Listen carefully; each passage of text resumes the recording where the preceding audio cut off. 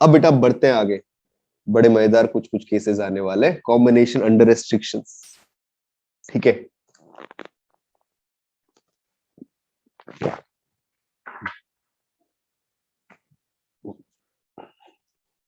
मतलब मैंने देखो चीजों को ज्यादा तेज भी नहीं किया, ज्यादा धीमे भी नहीं किया, लेकिन काफी सारी चीजें कवर करने की कोशिश की है अब, लेकिन तुम्हें उतनी ज्यादा मेहनत घर में करनी पड़ेगी। ठीक है, तुम्हें बहुत काम नहीं करना इस टॉपिक पे, जितना टाइम मिल रहा है ना अभी जो पुराने टॉपिक हो चुके हैं उनके ऊपर पैरेलली काम करते रहा करो।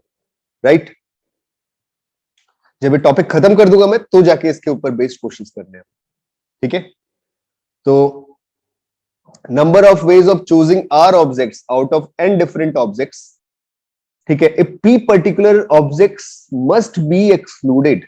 ओके जी, कोई पी को हमेशा एक्सक्लूड करना है, तो इसमें क्या बड़ी बात हो गई। आपने बोला सर कुछ नहीं करते तो पी को हटाना ही तो है, पी को काउंट ही मत करो, सीधे सीधे आंसर लिख लो कितना, N minus P C R. कोई परेशानी वाली बात नहीं ना।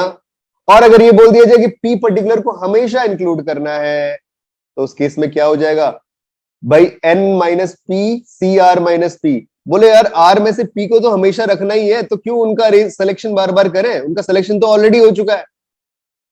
बचे कितने, एन माइनस पी, उनमें से कितने को करना है, पी का तो हो चुका है, आर माइनस पी, तो क्या हो गया, N minus P C R minus P, this is our selection. Right, yes okay.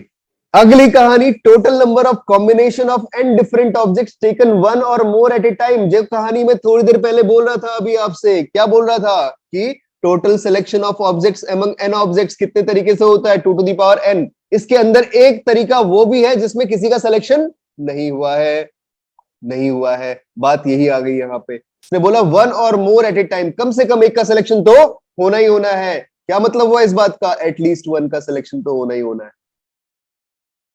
तो बेटा total selection 2 to the power n थे, उसमें से एक का सिलेक्शन, मतलब कम से कम एक का सिलेक्शन तो होना ही होना है, तो उस केस को हटा दो जिसमें नो सिलेक्शन। तो कौन सा केस था, -1। आई थिंक बात सबको समझ में आई। हाँ जी बच्चों बताते चलो मुझे, हाँ या ना, समझ में आ रही है बात, अरे भाई बोलो सारे लोग। Yes sir. ओके, बढ़ते हैं आगे। The number of combination of n identical objects taking r at a time is 1। क्या प्रॉब्लम है भाई, सीधे सीधे बोलोगे। अब भाई सारे आइडेंटिकल है, जैसे सपोज बोला कि कितने हैं ये 6 वंस है मेरे पास, इसमें से एक वन को उठाओ तो भी एक तरीका, इसमें से 2 वन को उठाओ तो भी एक तरीका, इसमें से 3 वन को उठाओ तो भी एक तरीका। आ रही बात समझ में सबको, ऐसे बढ़ते चले जा रहा हूं। टोटल कितने तरीके, बोला भाई एक ही तरीका होगा, चाहे कितने भी वंस को उठाओ, कितने भी नंबर्स को उठाओ, क्योंकि वो तो आइडेंटिकल है।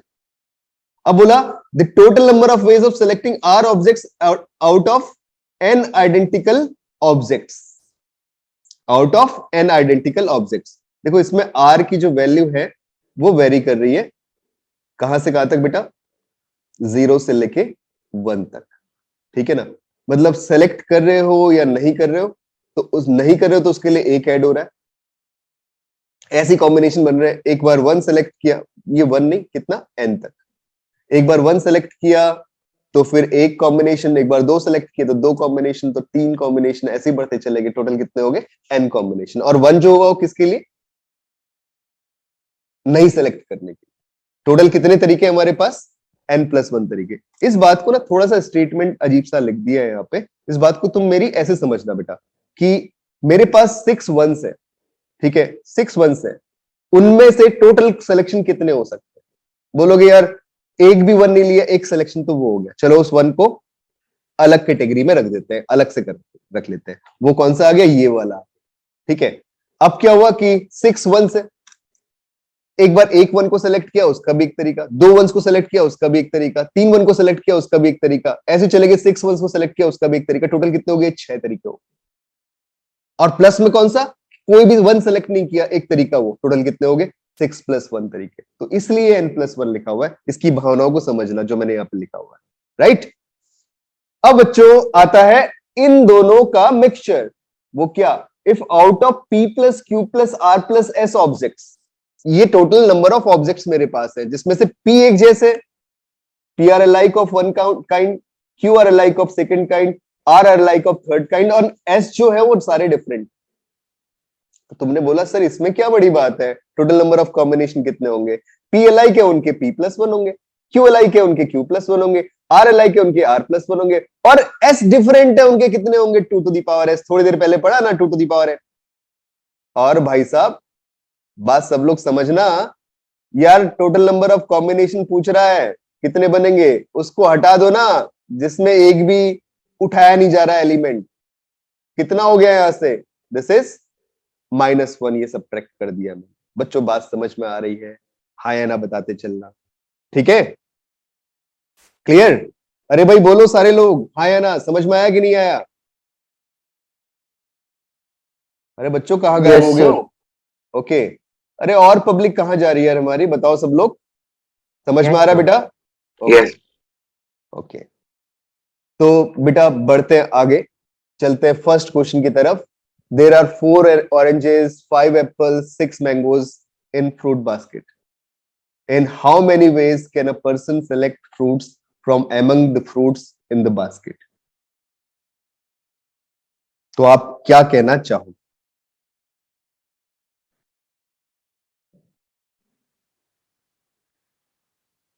हाँ जी बच्चों।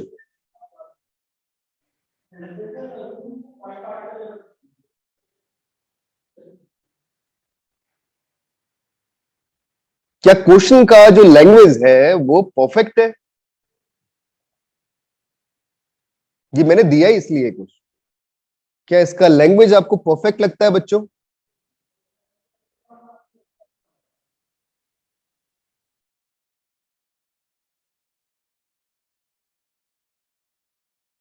ये भी तो हो सकता है एक काइंड के, जैसे ऑरेंजेस है, वो चारों ऑरेंजेस डिफरेंट हो जाए। हो सकता है कि नहीं हो सकता? या चारों ऑरेंजेस अलाइक हो जाए? अरे भाई बोलो, पर क्या इसमें ऐसा तो हो सकता अलाइक है? ही कंसिडर करेंगे ना। नहीं, मैंने ऐसा कुछ दिया है तो है नहीं बेटा इसमें।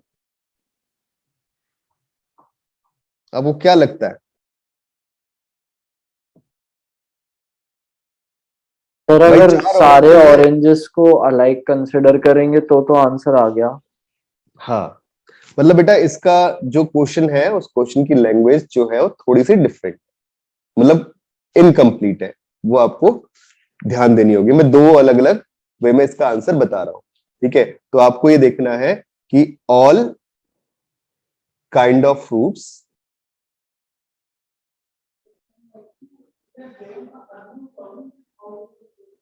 अलाइक,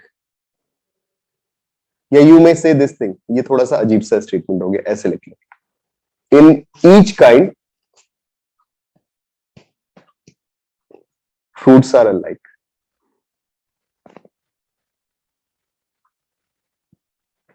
दूसरा, in each kind fruits are different.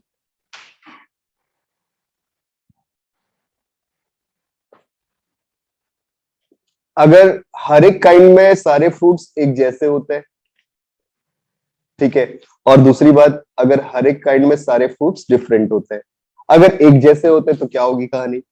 तब तो आप बोल दोगे कि भाई 4+1 इंटू 5+1, अभी तो बताया, इंटू 6+1, ये टोटल कॉम्बिनेशन होंगे, और ठीक है ना? -1। हाँ बेटा, -1 भी हो गया साथ में, बिल्कुल सही। तो मेरे पास ये टोटल कॉम्बिनेशन होंगे, मतलब 5 इंटू 6 इंटू 7 - 1। क्या आंसर आ रहा है? सॉल्व किया किसने?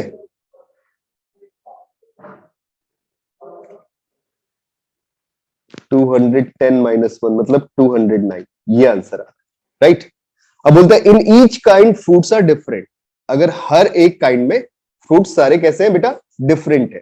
तो डिफरेंट फ्रूट्स है, इस बात का मतलब क्या आ गया कि भाई 2⁴ इंटू 2⁵ इंटू 2⁶ एंड दिस -1।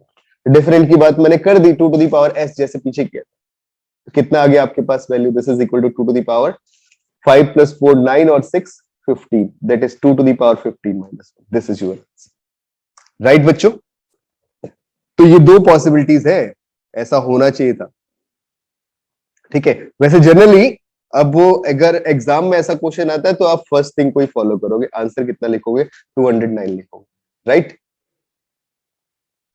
ठीक है। अगर वो यस सर। मतलब मेंशन नहीं करता चीजों को तो आप फ्रूट्स आर अलाइक मानते हुए चलो, ठीक है।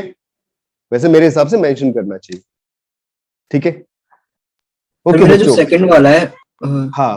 हम्म। सर उसमें मैंने ईच में मतलब -1 करा, मतलब 2⁴ -1 ऐसे कुछ, तो 2⁻⁻। नहीं यार, नहीं नहीं नहीं, पहले तो सारे केसेस एक साथ लिखने हैं बच्चे, उसके बाद -1 कर।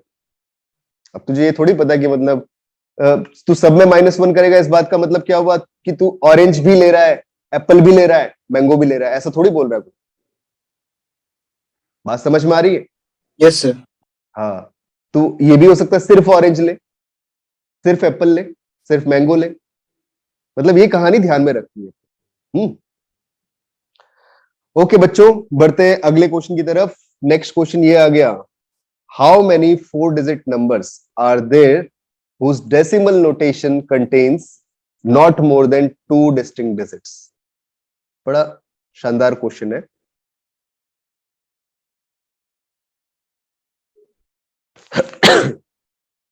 whose decimal notation contains not more than 2 distinct digits? Yes.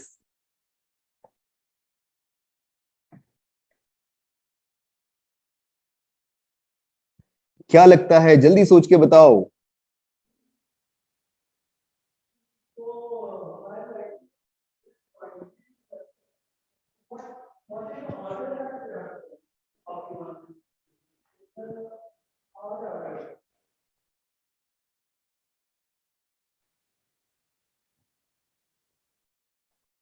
Not more than 2 distinct digits बोलने का मतलब आपके दिमाग में 2 कहानियां आ गई। बोला कि सर इस बात का मतलब ये है कि या तो एक 1 डिजिट यूज हो रही है या 2 डिजिट यूज हो रही है, ओनली 1 डिजिट, एक कहानी तो ये हुई।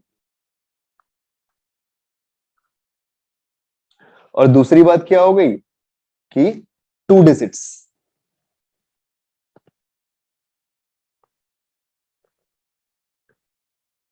ओनली 1 डिजिट में तो कोई परेशानी नहीं।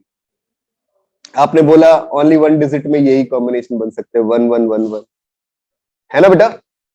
बात समझ में आ रही है? दूसरा क्या आ सकता है, 2222, और क्या आ सकता है 9999। टोटल कितने कॉम्बिनेशन बन सकते हैं? यहां से तो आंसर आ गया 9 कॉम्बिनेशन बन सकते हैं। 4 डिजिट का नंबर बनाना है। अब आती कहानी 2 डिजिट्स, और 2 डिजिट्स में मजा आने वाला है। 2 डिजिट्स में मजा आने वाला है। हाँ जी बच्चों, जल्दी सोचो और बताओ। अरे यार जल्दी बताओ, क्या मजा आने वाला है?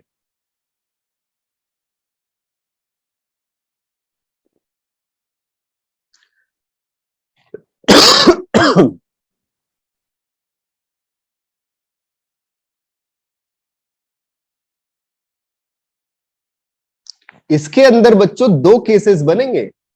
एक केस तो बनेगा 0 इज 1 ऑफ 2 नंबर,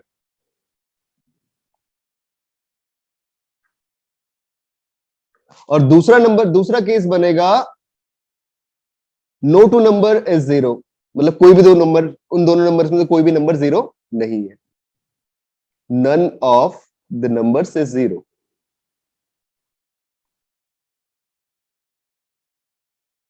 अब पहला केस, अगर 0 इज 1 ऑफ 2, तो सोचो यार क्या होगा। 0 इज 1 ऑफ 2। हाँ जी बच्चों, बताना मुझे। अरे यार बोलो, क्या कहोगे? यस बेटा, बताना। फिर कितने वेज उसमें होंगे? फर्स्ट नंबर में हम 0 इंक्लूड नहीं करेंगे, लाइक ऑब्वियसली। फर्स्ट डिजिट जो होगा। हाँ, 1000 प्लेस पे हम 0 नहीं रखेंगे। Yes sir. हम्म। इसके बाद कैसे सोचोगे यार, सोचो।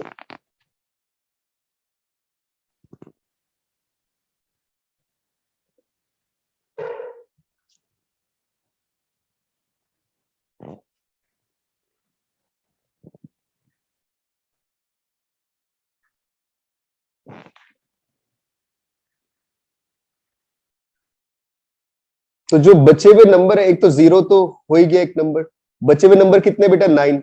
9 में से एक नंबर मैंने चूज कर लिया। कितने तरीके से चूज कर लिया? 9C1 तरीके से चूज कर लिया। चलो भाई ये काम भी हो गया। अब मुझे बताओ क्या करना चाहिए? अरे भाई जल्दी बोलना कि बची है 3 प्लेसेस, बची है 3 प्लेसेस। यार बच्चों दिमाग रखना, दिमाग चलाना अपना जरा। 0 किसी एक प्लेस में सेट हो चुका है, बची है कितनी प्लेसेस? 3 प्लेसेस। अब उन 3 प्लेसेस में या तो एक प्लेस में कितना रख लो, ये जो सेलेक्ट किया हुआ नंबर है नॉन जीरो नंबर वो रख लो। और दूसरी पॉसिबिलिटी क्या हो सकती है? 2 प्लेसेस में सेलेक्ट किया हुआ नंबर रख लो और 3C2। और क्या पॉसिबिलिटी? तीनों प्लेसेस में सेलेक्ट किया हुआ नंबर रख लो, ये पॉसिबिलिटी हो सकती है। बात समझ में आ रही कि नहीं आ रही बच्चों? बताना मुझे। एक प्लेस पे तो 0 आ ही चुका है, हाँ या ना बताना बच्चों। अरे यार बोलो भाई, समझ में आया कि नहीं आया? रेस्ट्रिक्शन लगाते हुए चल रहे हैं कि फर्स्ट प्लेस पे तो 0 आएगा नहीं, तो फर्स्ट प्लेस के लिए तो 9 में से एक नंबर सेलेक्ट करके उसको फिल कर दिया। अब बचे हुए जो 3 प्लेसेस हैं, उन प्लेसेस का काम करना है, उनका सिलेक्शन कितने तरीके से हो। ठीक है ना? आ रही बात समझ में? मतलब बेटा मेरे पास ये सारी पॉसिबिलिटीज थी कि भाई यहां यहां यहां यहां, ये 4 प्लेसेस थी कि मैंने यहां 0 फिक्स कर दिया, या मैंने यहां 0 फिक्स कर दिया, या मैंने यहां 0 फिक्स कर दिया, या अब यहां तो कर नहीं सकता। ठीक है, अब बचे 3 प्लेसेस। सपोज मैंने यहां फिक्स कर दिया। इन 3 प्लेसेस की बात करूं तो 3 में से एक प्लेस में जो नॉन जीरो नंबर लिया वो रख दिया। सपोज वो नंबर 5 ले लिया। अब बचे हुए 2 प्लेसेस पे भी कितना बच जाएगा? 0 ही बच जाएगा। अब सपोज मैंने एक प्लेस में 2 प्लेसेस में 5 रख दिया, तो बचे हुए एक प्लेस में कितना बच गया? अब 0 ही बच गया। मतलब ये कहने का मतलब। और मैंने 3 प्लेसेस पे 5 रख दिया, तो बचा हुआ एक प्लेस तो भाई 0 है ही। तो ये पॉसिबिलिटीज की बात कर रहा हूं कि कोई एक डिजिट अगर 0 बन जाती, इतने टोटल केसेस मुझे मिलेंगे। बोलता है none of the number is 0। अगर कोई भी नंबर 0 नहीं होता तो कितने तरीके? बोले भाई 9 नंबर्स में से 2 नंबर चूज कर लो और 2 नंबर्स को चूज करके बैठा दो। बोले कितनी जगह बैठा सकते हो? एक नंबर तो बैठा ही दिया, मतलब एक का सिलेक्शन कर रहा हूं, मतलब एक को सेलेक्ट कर रहा हूं तो दूसरा अपने आप भरता चले जा रहा है वैल्यू। ठीक है ना? तो कैसे? 4 में से जो 4 प्लेसेस थे उनमें से एक प्लेस पे उसको बैठा दिया, तो रिमेनिंग 3 पे तो बचा हुआ नंबर बैठ गया। फिर प्लस 4 में से 2 पे बैठा दिया, रिमेनिंग प्लेस पे बचा हुआ नंबर बैठ गया। फिर 4 में से 3 में बैठा दिया, रिमेनिंग प्लेस पे बचा हुआ नंबर बैठ गया। 4 में से 4 में बैठ नहीं सकता क्योंकि 2 नंबर को बैठाना। ऐसे सोचना पड़े। बच्चों बात समझ में आई? यार हाँ या ना बोलो, बोलना सर बच्चों। None of the number is 0 वाला एक बार दोबारा बता दो। None of the number is 0 जैसे तुमने बोला कि सपोज 2 नंबर सेलेक्ट किए, एक नंबर तूने सेलेक्ट कर लिया 5 और एक नंबर सेलेक्ट कर लिया 7। चलेगी बात? ठीक है बेटा? Yes sir. अब तूने क्या किया कि बोला भाई 4 प्लेसेस है, उन 4 प्लेसेस में से एक प्लेस है 5 बैठा दो, तो बचे हुए 3 प्लेसेस पे अपने आप कितना बन जाएगा? 7 बच जाएगा। ठीक है, 4 में से एक सेलेक्ट किया, उसे 5 बैठा दी। अब फिर से क्या किया? 4 में से 2 सेलेक्ट किए, उसमें 5 बैठा दी। बचे हुए प्लेसेस पे क्या आ गया? 7। फिर क्या किया? 4 में से 3 प्लेसेस सेलेक्ट कर ली, उसमें 5 बैठा दिया। बचे हुए प्लेसेस पे क्या आ गया?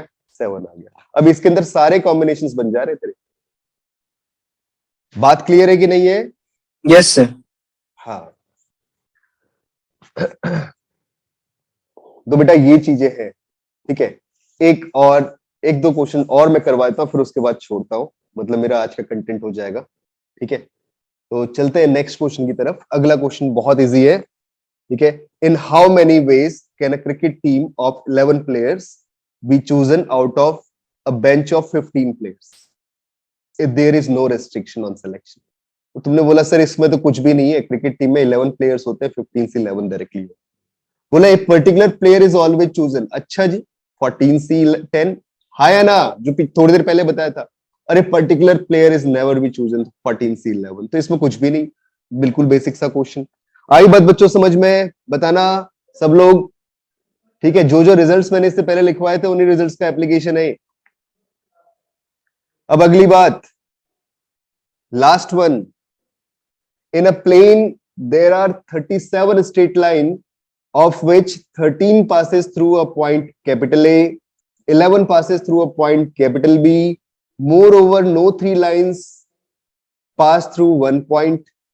No line pass through both point A and B. And no two are parallel, कोई पैरेलल भी नहीं है, कॉमन पॉइंट ऑफ इंटरसेक्शंस भी नहीं रखती हैं, मतलब दो कॉमन पॉइंट से दो लाइन पास नहीं हो रही, कई सारी ऐसी लाइन नहीं, ठीक है। और बोलता है कि find the number of points of intersection of the straight line. अब स्ट्रेट लाइन का इंटरसेक्शन कितनी लाइन के से इंटरसेक्शन से एक पॉइंट ऑफ इंटरसेक्शन मिल सकता है? ऑब्वियसली 2 लाइन से, तो 37C2 तो मैंने डायरेक्टली लिख दी। अब उनमें 37C2 में से 13 लाइन ऐसी है जो पॉइंट ए से पास कर रही है, तो उन 13 का जो पॉइंट ऑफ इंटरसेक्शन है बेटा वो सेम है, उसको हटा दो, राइट। और 11 लाइन जो है वो पास कर रही है पॉइंट बी से, तो उन 11 का पॉइंट ऑफ इंटरसेक्शन भी सेम है, तो 11C2 भी हटा दो। अब बोलता है कि no line pass through both points A and B, ठीक है ना। अब ये जो हटाए यार, इनमें 2 पॉइंट ऑफ इंटरसेक्शन खुद मतलब ए और बी भी हट गए, तो उसको +2 कर दो, this is your answer, right.